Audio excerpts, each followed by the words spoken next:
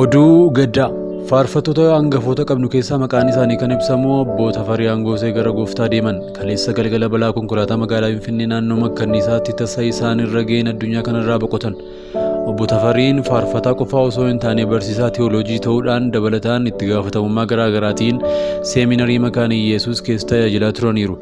Yeroon ani seeminarii Makaana Iyesuusitti digirii jalqabaa yookaan Bachelor of Theology barachaa ture riisarchii yeroon hojjedhu gorsaa kiyyaa turan, nama ogeessa hubataaf jaallatamoo turan. Egaa maal godhugaa ganamaa har'aa oduu gaddisiisaa kanatu dhaga'ame. Gadda guddaa caaluu beekaa fi ogeessa guddaa dhabne. Wanti abdii nutti horuu isaan tasa hin banne. Gooftaa Yesuusitti amananii tasa baduun hin jiru. Namni Yesuusitti amanee du'ee badee gara Gooftaatti amaneeti gara jireenya bara baraatti deema malee. Kanaafuu isaan fooniin nurraa adda bahanii gara jireenya isa caaluu gara jireenya bara baraa Gooftaa bira deeman. Nuuf tasa isaan of biraa dhabuun gadda guddaa, isaan garuu gara ulfina addaatti adeemani. Maatii, firoottanii fi jaalleewwan akkasumas barattoota isaanii hundumaaf Waaqayyo jajjabina nuuf haa kennu. Waaqayyo warra garaan isaanii cabetti dhiyoodha, warra yaadni isaanii caccabee bullaa'es in fayyisa. Wanti hamaan nama qajeelaatti hin baay'ata, Waaqayyo garuu kana hundumaa keessaa isa hin baasaa. Faarfannaa 34 lakkoofsa 18 hanga 19.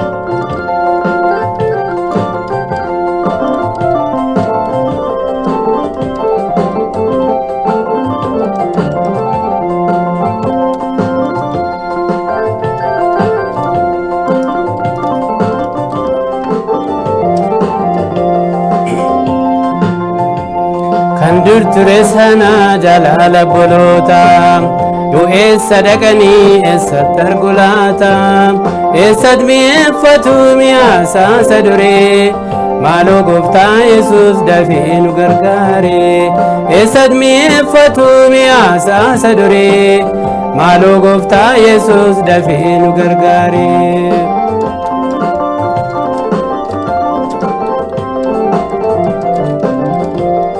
Jireenyi ni moofaanidha biyya lafaa keessa yommuu ba'u, lapheesaa qabataa jaalalli inni akka abidda boba'u. Jireenya isaa seenee isa keessatti ibsa ifni urjii baree, hafuurri qulqulluun isarraa qulleessaa ture cubbuu duree. Kan dur ture sana jaalala obboloota yoo eessa dhaqanii eessatti argulaata, eessatti mi'effatu mi'aasa saduree maaloo Gooftaa Yesuus dafee nu gargaare. Eessatti mi'effatu mi'aasa saduree maaloo Gooftaa Yesuus dafee nu gargaare.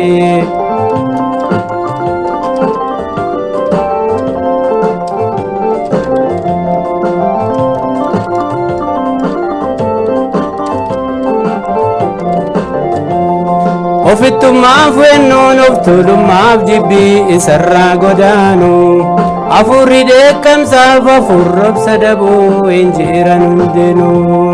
Jireenya isaa keessatti kan Waaqayyo godheef isatti mul'ata, nagaadhaan guutamee nagaa himaa deemaa Gooftaa isaa faarfata.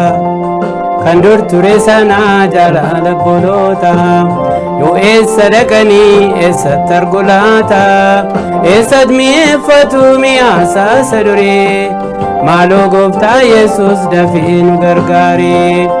Eessatti mi'effatu mi'aasa saduree maaloo Gooftaa Yesuus dafee nu gargaare.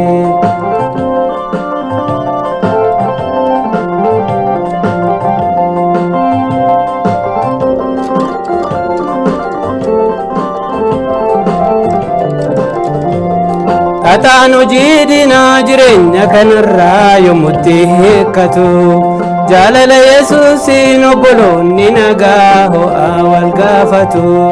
Dhugaa dubbii Gooftaan wal jajjabeessuudhaaf waliin iyyaafatu, biyyuma jiranii maqaa wal waamuudhaaf waliifis kadhatu.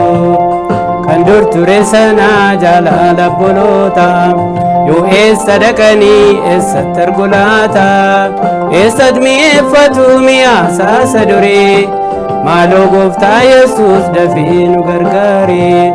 Eessatti mi'effatu mi'aasa saduree maaloo gooftaa Yesuus dafii nu gargaare.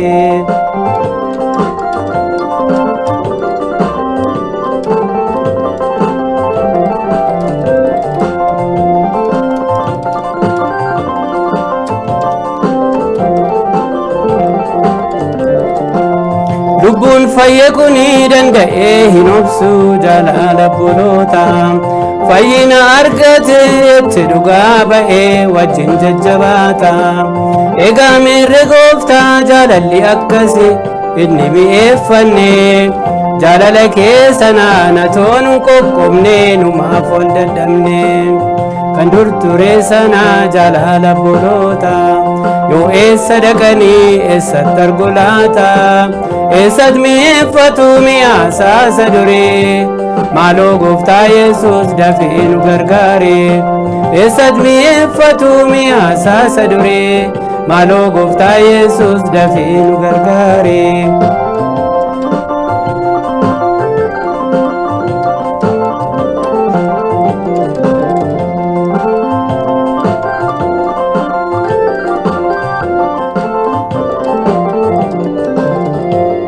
Namni jireenya isaa bartuu gooftaa godhee yommutti murteessu.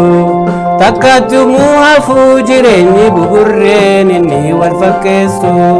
Gaaf hundaa gammadaa namaaf dagaa qaba homaan qabu aarii.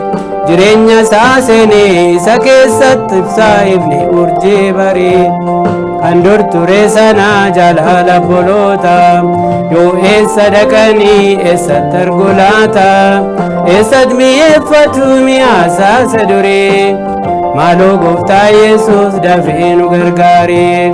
Eessatti mi'eeffatu mi'aasaasa duree? Maaloo gooftaa Yesuus dafii nu gargaare. Maaloo gooftaa Yesuus dafii nu gargaare.